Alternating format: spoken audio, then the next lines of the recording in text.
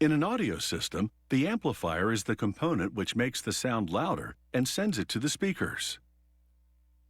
While most amps on the market are powered by transistors, many audiophiles swear by tube amplifiers, which use older vacuum tube technology.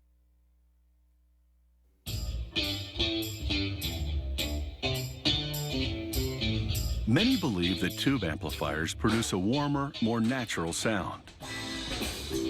This factory makes the amp's main chassis from a sheet of polished stainless steel.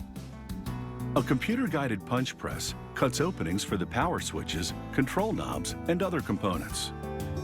The press prepares 8 chassis per sheet. Workers separate them with a few strikes of a mallet. Then they place them one at a time in a bending machine called a press brake. Once they position the sheet with the help of metal guides, they activate a foot pedal, releasing 90 tons of pressure to bend the edge of the sheet. Then they remove the adhesive film which has been protecting the mirror finish surface of the chassis. They clean off any remaining adhesive residue with alcohol. Then they put the chassis into an offset press. Using a silkscreen printing process, it labels the controls and connections. Next are the speaker terminals, which connect the speaker wires to the amp. These connectors are made of gold-plated brass, which are non-magnetic metals. Magnetic ones would react to the electric current and cause distortion. The terminal circuit board, installed next, carries the amplified signal from the main circuit board to the speaker terminals. They install and connect the power switch and the circuit board for the vacuum tube illumination. This indicates the tube status. Meanwhile, this machine winds strands of copper wire around plastic bobbins to begin making the amp's output transformers.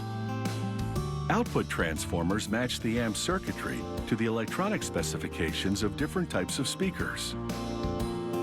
The number of wires, their different gauges, and the number of revolutions around the bobbin create this unique compatibility. After taping the wires to prevent unraveling, they join, then solder the ends to additional wiring. They will later connect to the amp's main board.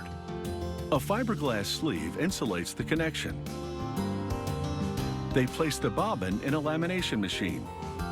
Laminations are thin plates of carbon steel. The machine stacks them all around the bobbin.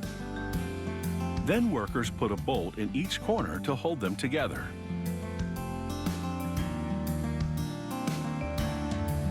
They place the laminated bobbin in an aluminum housing and pour in hot black tar. This immobilizes the laminations, so they won't rattle when the amp is amplifying low frequencies.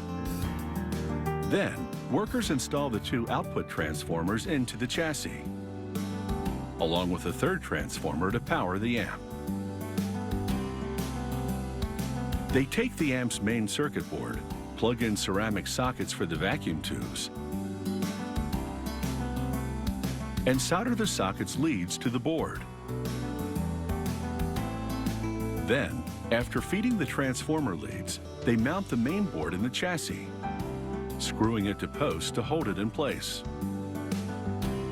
Then they connect the transformer leads.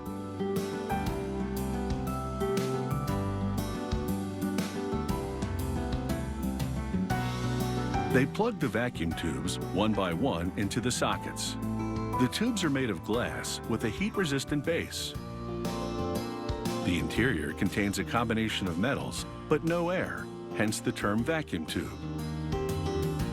The amp has 11 tubes in all, 7 small ones to power input signals from a source, such as a CD player, and 4 big ones to power output to the speakers. Then they attach the chassis' ventilated bottom cover made of painted steel. They affix decals to differentiate the output transformers from the power transformer. LED lights turn green when the amp is powered up and ready to deliver that warm, natural sound that many believe only traditional vacuum tubes can produce.